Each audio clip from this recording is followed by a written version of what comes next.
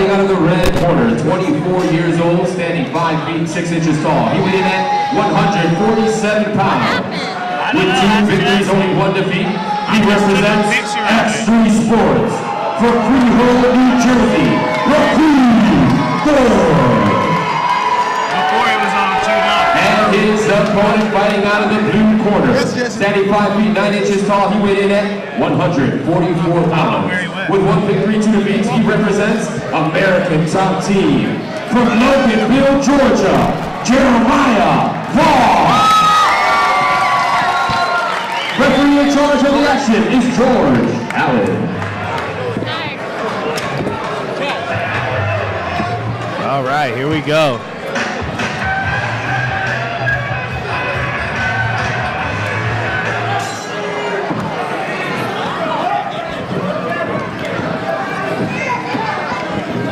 All right, here we go. We got Jeremy Vaught versus Rakeem Thorpe. Nice catch and sweep right there. Right away, going to the ground. Jeremy working from the bottom. Full guard. Let's see if he tries to go for submissions or tries to get back to his feet. Safe bet is always get back to your feet. First choice. First choice. Oh, Thorpe raining down some big shots on Vaught. Vaught looking for some up kicks. Really should use this space to get up. Guys, you got to remember, this is a rivalry fight. X3 versus American Top Team. Gwinnett. Oh, Rakeem comes in with a big right hand to sit Vaught back down. Jeremy with the up kicks. And drags him almost into side control. Would you consider this a quarter guard? I call it paperclip guard. Got him in the paperclip guard here. Rakeem just has to shove that knee in between the legs. Exactly. Like Rakeem needs to smash that right leg and pass to his left. A lot of energy being used with these big shots Rakeem is throwing from the top. He's right back into that quarter guard. I'm telling you, man, paperclip guard is a thing.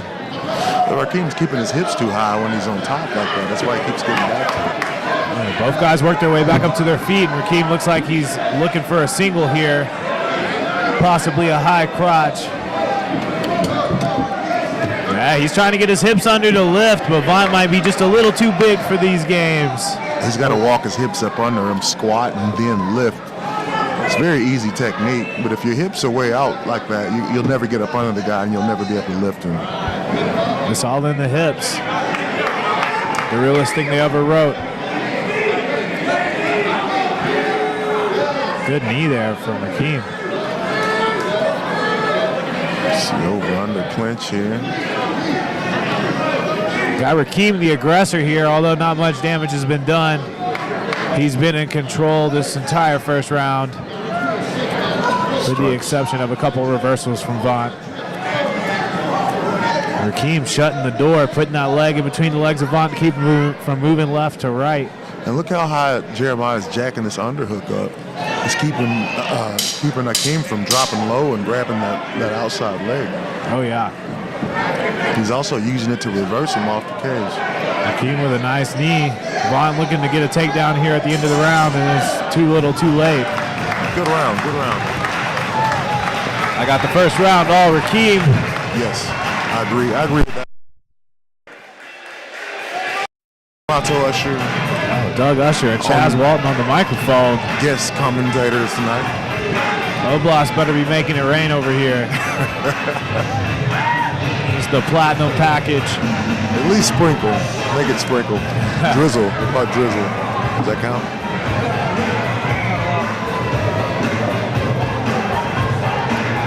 Good fight. Good fight.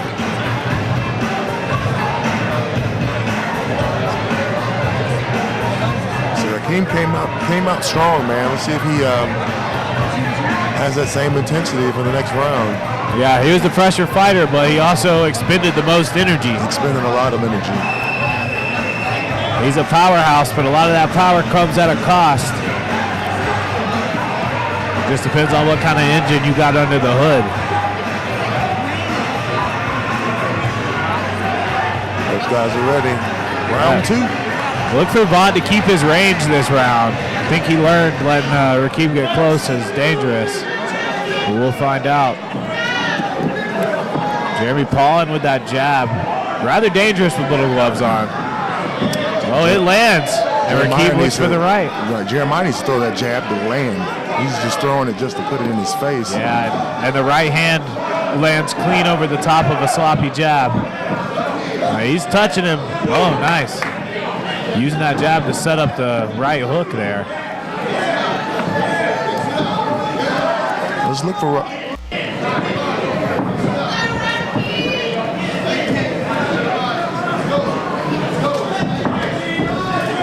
Test.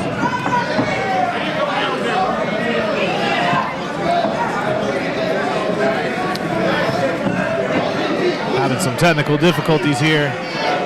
Keep looking for that big right hand. You see, Rakeem has a shorter reach, has a much shorter reach, so his fight would be on the inside. You shouldn't stay on the outside like this and try to strike with somebody with a longer reach like that. No doubt. He has to close the distance. And Jeremiah should be picking him off from the outside. He's the one with the longer reach. He should utilize his boxing and actually start throwing that jab to actually land it and do some damage and set up his follow-up punches after that. I completely agree. Because the fight is being fought in his range. Yeah, Rakeem outside. He needs to use more Mike Tyson-like movement, slips, get inside and land big shots to the body, big shots to the head. Correct.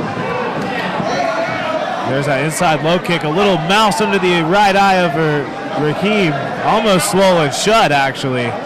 And see, this is what Jeremiah should be going for, that eye with no that doubt. jab. He should be jabbing to land on that eye every time.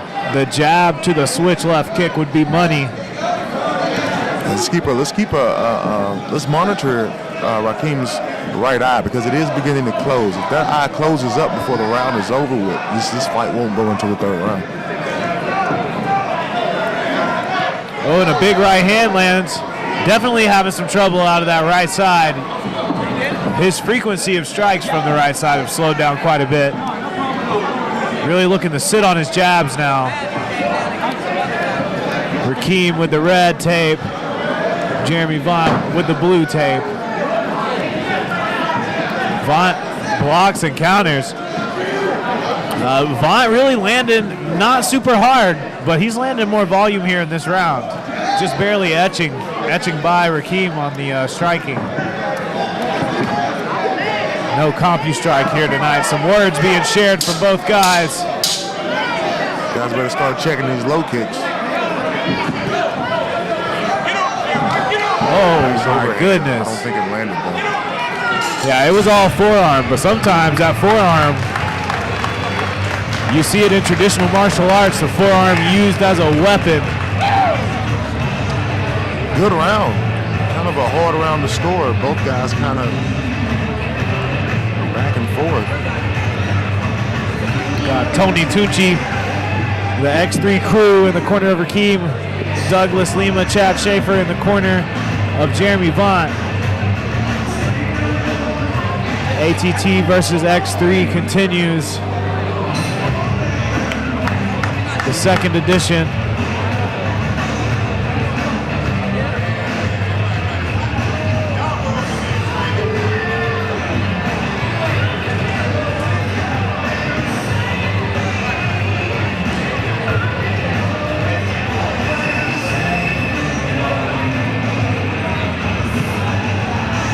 Ladies and gentlemen, it is time for the third and final round.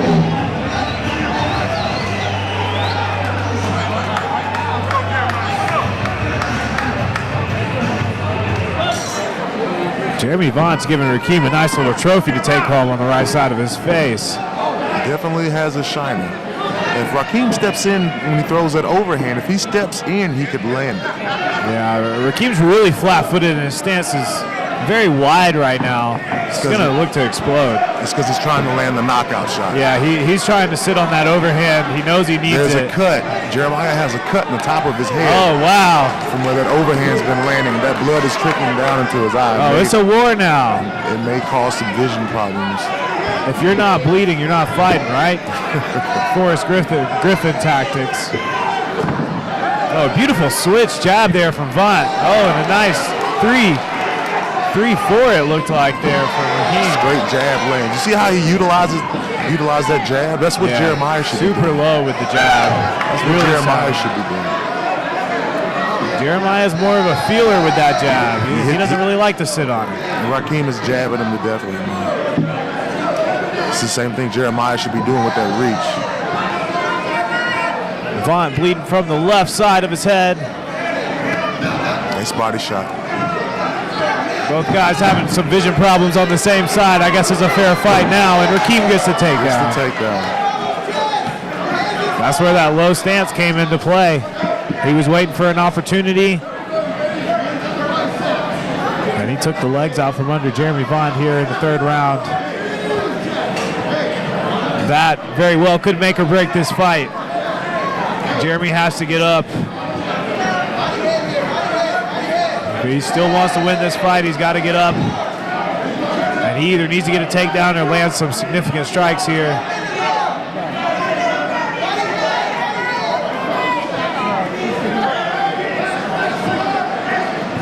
Raheem looking to stack the guard. Yes, Jeremiah should be trying to get back to his feet right here. You know, and one thing people don't think about in the NFC cage is the padding is a little different around the bottom of the cage. Actually makes it a little bit harder to get up. Your hand placement, your elbow placement, getting up is a little different. Exactly. In an amateur fight, there's only 3 minutes in the round. So the longer you spend on your back, the longer you're losing the fight. So your first priority should be to get back to your feet. Yeah, no doubt. Even with a good guard. Never want to bank on the back play. Exactly. In a pro fight, you have a little bit of time. Oh, with a big right, nice another big right. Lands and rocks Jeremiah a little bit. Oh, 10 seconds left. There's 10 seconds left, and they're yelling at each other. That was beautiful. That reminds me of Mark Hunt versus what's the other Samoan guy?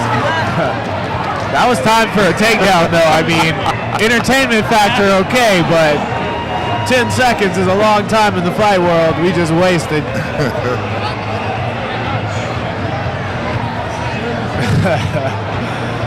I was waiting on one of them just to throw the right hook while they were staring at each other.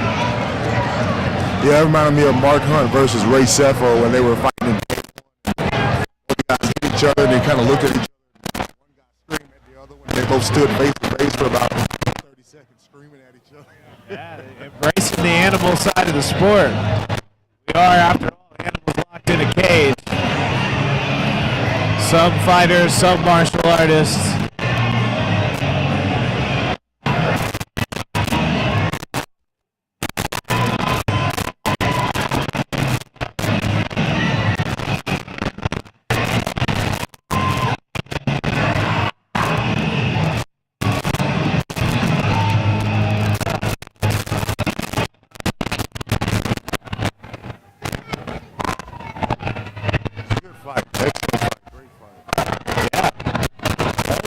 Back and forth, but I think Raheem sealed the victory there at the end with the takedown and the control in the third. Definitely won the third. I think he definitely won the first round. Second round could have went either way, but Raheem should get the victory in this case. He's emotional right now. He's crying a little bit. You know. That's that adrenaline dump, ladies and gentlemen. The judges' scorecards are in. We have a unanimous decision. Judges A and B score the contest 29-28, while Judge C scores it 30-27. Your winner by unanimous decision, Raheem Thorpe.